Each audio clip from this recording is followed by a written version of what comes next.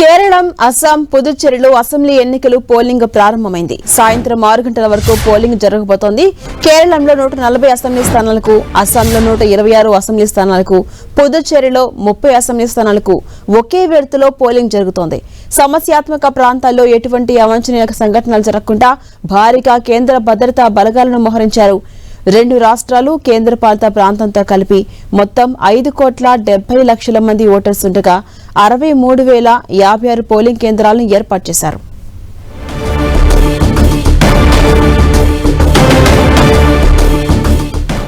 ఇదే అంశంపై మరింత సమాచారం మా ప్రతినిధి గోపి అందిస్తారు. గోపి, మొత్తం అస్సాం, పుదుచ్చేరి, కేరళంలో కలిపి మొత్తం ఒకేసారి ఒకే విడతలో పోలింగ్ కొనసాగుతోంది. అప్డేట్స్ ఏంటి గోపి? ఝాన్సీ, దేశవ్యాప్తంగా కూడా 4 రాష్ట్రాలు, ఒక కేంద్ర పాలిత ప్రాంతానికి 3 దశల్లో ఎన్నికలు నిర్వహించేందుకు కేంద్ర ఎన్నికల అధికారులు సన్నాహాలు పూర్తి చేయడం జరిగింది. దాంట్లో భాగంగా మొదటి విడతలో భాగంగా ఈరోజు అస్సాము, కేరళతో పాటు కేంద్ర పాలిత ప్రాంతమైన పుదుచ్చేరిలో ఈ యొక్క ఎన్నికలు జరుగుతున్నాయి. ముఖ్యంగా చూసుకుంటే ఇటు అస్సాము, అదేవిధంగా కేరళలో ఇటు ఈ 2 చోట్ల కూడా ఇటు కాంగ్రెస్ వర్సెస్ సిపిఐ కేరళలో, అదేవిధంగా కాంగ్రెస్ వర్సెస్ బీజేపీ ఇటు ఈ యొక్క ఈ అస్సాంలో ఈ 2 చోట్ల కూడా హోరాహోరీగా ఎన్నికల పోటీ ఏదైతే ఎన్నికలకు సంబంధించిన ప్రచారం నిర్వహించడం జరిగింది. ముఖ్యంగా ఈ యొక్క ఈ అస్సాంలో మొత్తం 126 అసెంబ్లీ స్థానాలకు 31,490 పోలింగ్ కేంద్రాలను ఏర్పాటు చేశారు. మొత్తం 789కి పైగా అభ్యర్థులు ఈ 126 నియోజకవర్గాల్లో పోటీ చేస్తున్నారు. కేరళలో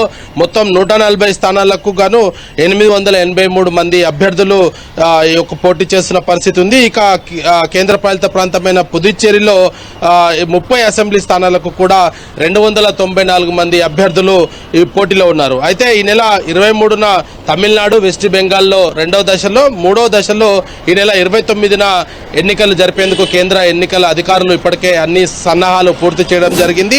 మరి 4 రాష్ట్రాలు, ఒక కేంద్ర పాలిత ప్రాంతానికి మే 4న రిజల్ట్స్ అనౌన్స్ చేయబోతున్నారు. అయితే ముఖ్యంగా ఇందులో చూసుకుంటే ఇటు కేరళకు సంబంధించి కావచ్చు, అస్సాంకి సంబంధించి కావచ్చు, పొలిటికల్ పార్టీస్ అంతా కూడా హోరాహోరీగా ఇతర పార్టీలకు సంబంధించిన వీక్నెస్ల పైన ప్రచారం చేయడం జరిగింది. ముఖ్యంగా అస్సాంకి సంబంధించి చూస్తే చొరబాట్లదారులకు సంబంధించి కూడా ఈ సందర్భంగా ఇటు అస్సాంలో గత కొన్ని ఏళ్లుగా కూడా ఈ చొరబాటుదారులు ఇతర దేశాల నుంచి ఇక్కడికి వచ్చి అస్సాంలో నివసిస్తున్న పరిస్థితిని, దాన్ని అన్నింటినీ కూడా బీజేపీ కార్నర్ చేసింది. ఇక కేరళలో చూస్తే సిపిఐ గత అధికారంలో ఉండి కూడా ఎటువంటి అభివృద్ధి సాధించలేదు.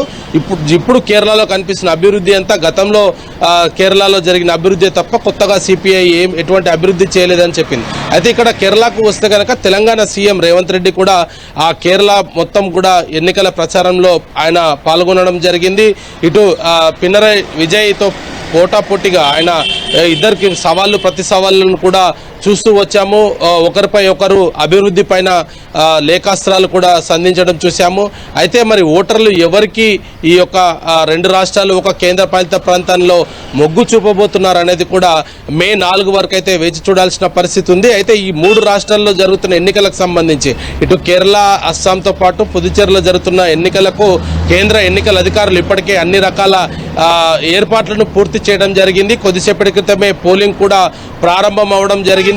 మరి ఎటువంటి అవాంఛనీయ సంఘటనలు జరగకుండా అన్ని రకాల ఏర్పాట్లను ఇప్పటికే ఎన్నికల అధికారులు చేయడం జరిగింది. గతంతో పోలిస్తే ఈసారి మొబైల్స్ని కూడా అలౌ చేస్తున్నారు. ఎన్నికల కేంద్రాల వరకు అక్కడ మొబైల్స్ పెట్టుకునేందుకు ప్రత్యేకమైన స్టాల్స్ను ఏర్పాటు చేశారు. క్యూ లైన్లో ఏదైతే ఓటర్లు ఇబ్బంది పడకుండా ఉండేందుకు కూర్చునేందుకు బెంచీలను కూడా ఏర్పాటు చేయడం జరిగింది. మరి ఎటువంటి అక్కడ అసౌకర్యం కలగకుండా, అంటే మెడికల్ ఎమర్జెన్సీస్కి సంబంధించి కావచ్చు, లేదా అక్కడ ఏదైతే వాళ్ళకి వెళ్ళే వాళ్ళకి నీటి సదుపాయాలు కావచ్చు, వాష్రూమ్స్కి సంబంధించిన ఏర్పాట్లు కావచ్చు, లేదా ఏదైనా ఎమర్జెన్సీ ఉంటే అంబులెన్స్లను ప్రతి పోలింగ్ కేంద్రం వద్ద అందుబాటులో ఉండే విధంగా చూసుకోవాలంటూ కూడా ఇప్పటికే అధికారులకు కేంద్ర ఎన్నికల సంఘం సూచించడం జరిగింది. పోలీసు కూడా భారీ బందోబస్తుతోటి ఈ ఎన్నికల నిర్వహణ అయితే పూర్తి స్థాయిలో చేస్తూ ఉన్న పరిస్థితి ఉంది.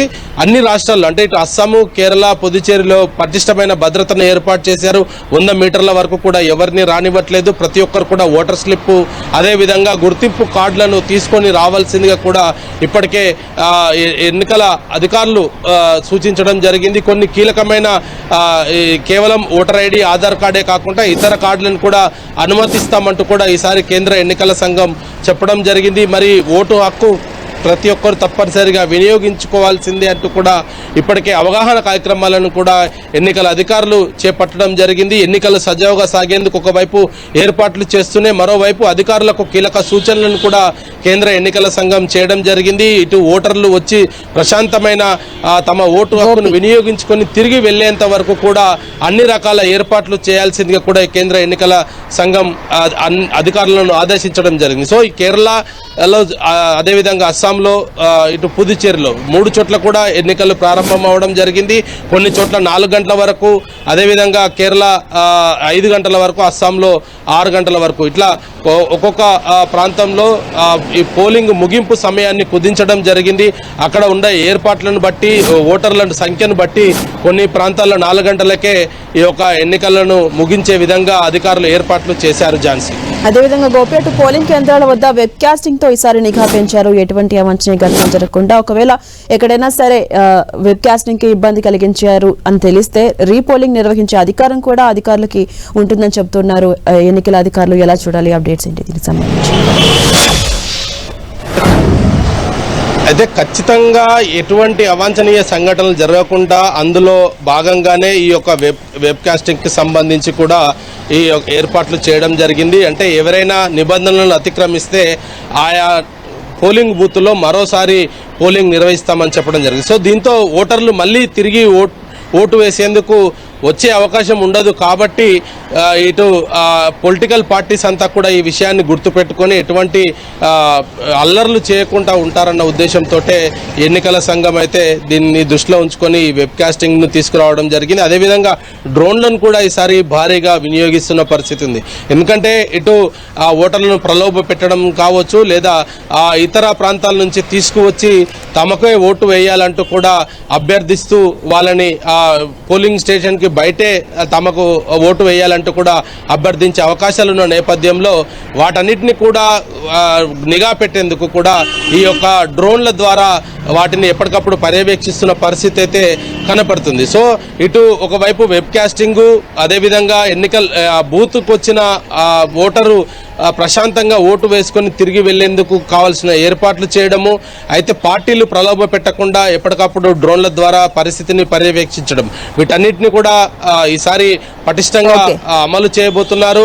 మరి ఈ మూడు ప్రాంతాల్లో కూడా ఇదే విధమైన ఎన్నిక జరగబోతుంది. మరి ఇప్పటికే ఓటర్లు క్యూ లైన్లో నుంచి ఉన్న పరిస్థితి ఉంది. కొద్దిసేపటి క్రితం అంటే దాదాపు 10 నిమిషాలు అవుతుంది ఈ యొక్క ఎన్నిక ప్రారంభమయ్యి. ఇటు 3 చోట్ల కూడా ఓటర్లు తమ ఓటు హక్కును వినియోగించుకేందుకు భారీగా పోలింగ్ స్టేషన్లకు అయితే తరలి వస్తున్నారు. Thank you Gopi.